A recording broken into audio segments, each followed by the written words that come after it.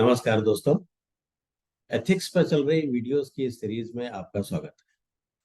दोस्तों, जैसे मैं अलग अलग रिश्तों के बारे में एथिक्स के लिए आपको बता रहा हूँ कि किन किन रिश्तों में क्या क्या एथिक्स का पालन हमको करना चाहिए। आज मैं और एक बहुत ही अहम रिश्ते के बारे में बात करूंगा, जिसको हम लोग आमतौर से उतनी इंपॉर्टेंस नहीं देते हैं जितनी कि उसको मिलनी चाहिए। और ये रिश्ता क्या है? ये रिश्ता है पड़ोसी का रिश्ता, नेबरहुड। क्योंकि पड़ोसी हमारे वो रिश्तेदार होते हैं जिनके साथ हमारा खून का रिश्ता चाहे ना हो, किंतु जब भी हमें कोई दुख तकलीफ होती है, जब भी हमें जरूरत होती है, तो सबसे पहले पहुंचने वाला बंदा पड़ोसी ही होता है।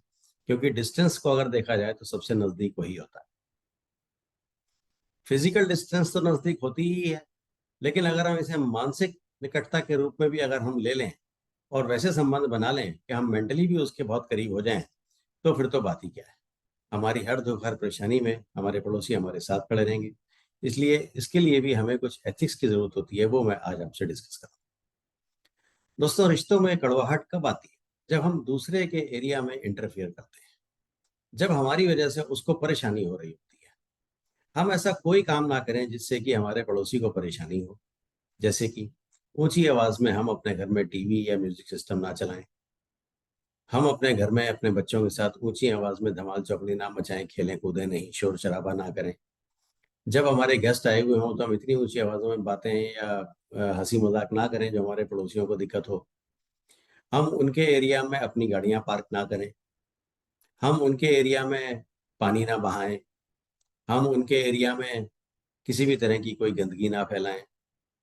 यानी जहां भी उनका एरिया है, जहां पे उनका एक कंफर्ट जोन है, उसके अंदर हम बिल्कुल भी प्रवेश ना करें।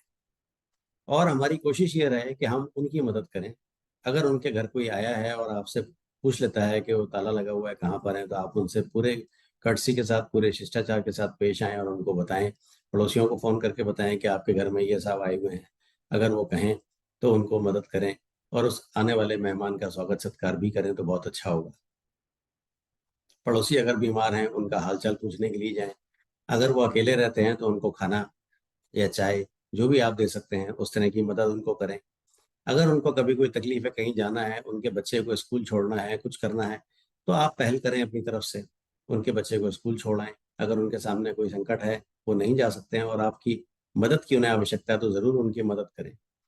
जब आप इस तरह के छोटे छोटे काम करेंगे, सुबह उठ के एक दूसरे को नमस्कार करेंगे, अभिवादन करेंगे, एक दूसरे के दुख में शामिल होंगे, त्योहारों पे शामिल होंगे, एक दूसरे की खुशियों में शामिल होंगे, तो निश्चय ही नजदीकियां बढ़ेंगी और इसका फायदा आपको भी मिलेगा।